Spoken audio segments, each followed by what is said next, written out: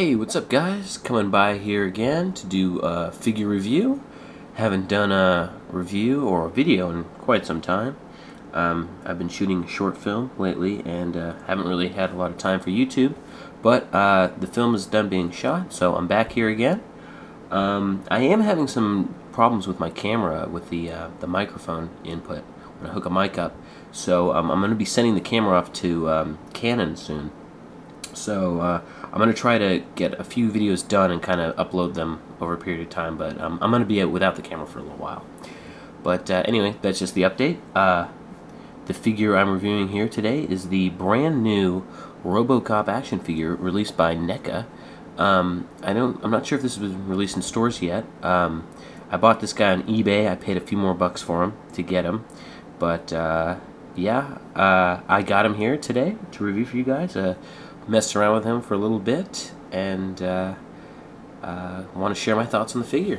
So I don't think anyone's done a review of the figure yet, but hopefully this is a first. So a little history. McFarlane released a RoboCop figure several years ago. They released a 7-inch figure just like this one and a 12-inch figure that was a battle damage version. And both of those figures kind of go for a pretty penny on eBay. I know the action figure, the 7-inch one, goes for about 50 bucks. I think the 12-inch one goes for a bit more.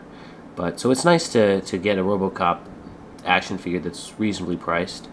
I paid about 20 bucks for him, but if you find this guy in probably usually video stores like FYE, I don't know if there's any Suncoast around, but usually stores like that have action figures like this, or comic shops.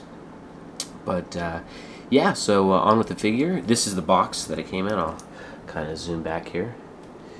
It says RoboCop. Nothing too special. He was in there.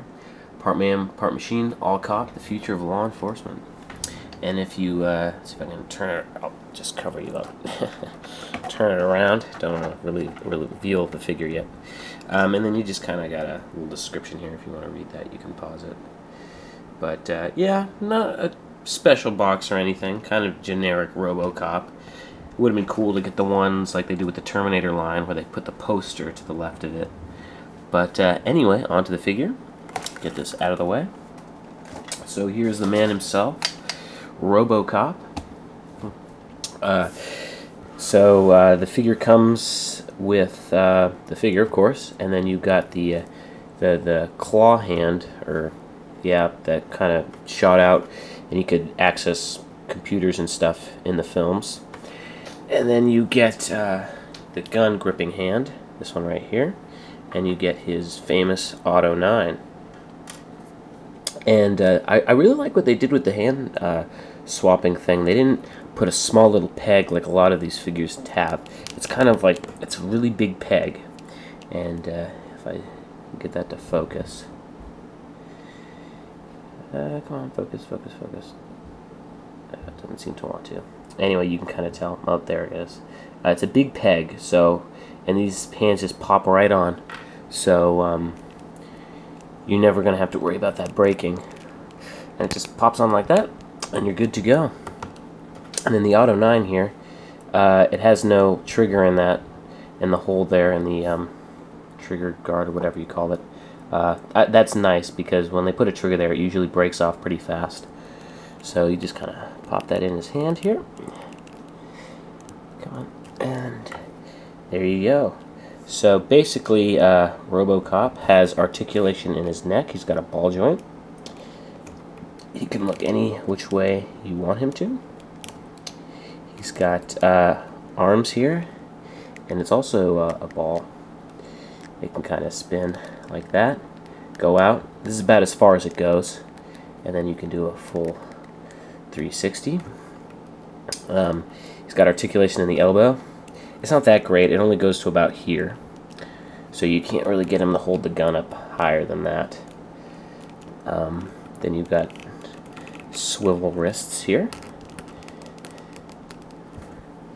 And then you've got the torso, which I believe is on a ball joint. Get him to spin.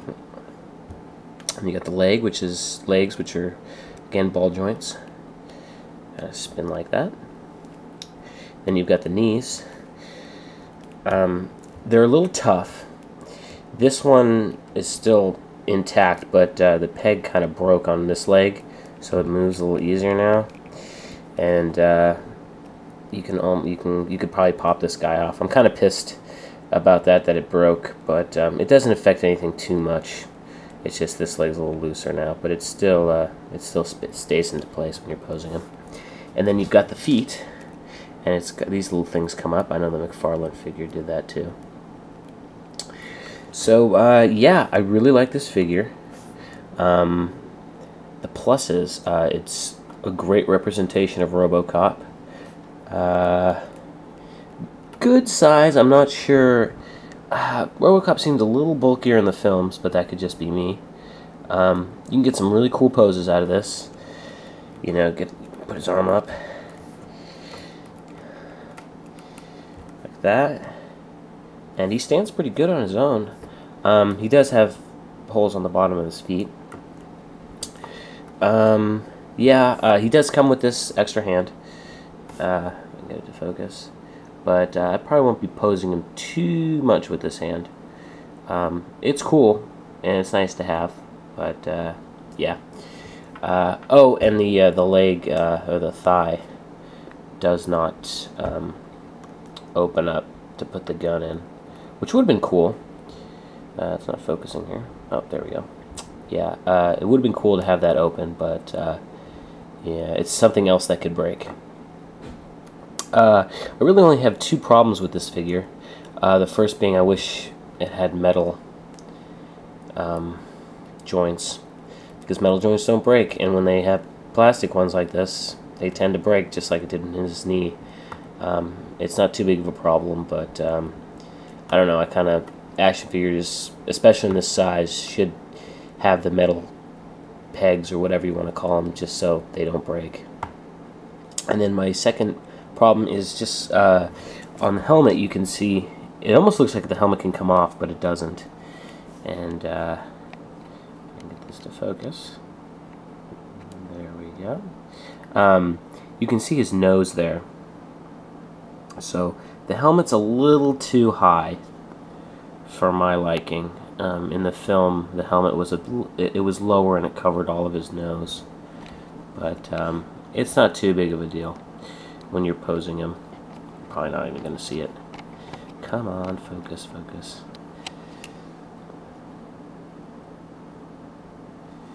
Probably because I'm moving him here. Yeah, you can see the nose there. Not too big of a deal.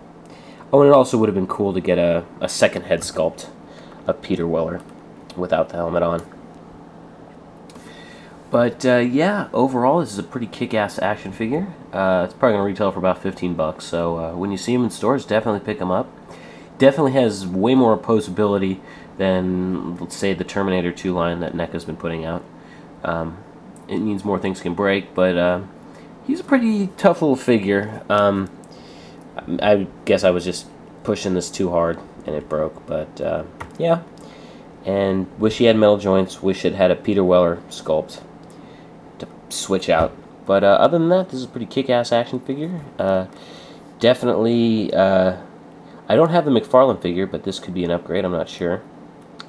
But if you're looking for an RoboCop action figure, this is definitely one to go for. So yeah, hope you guys enjoyed my review. More videos to come. Talk to you later.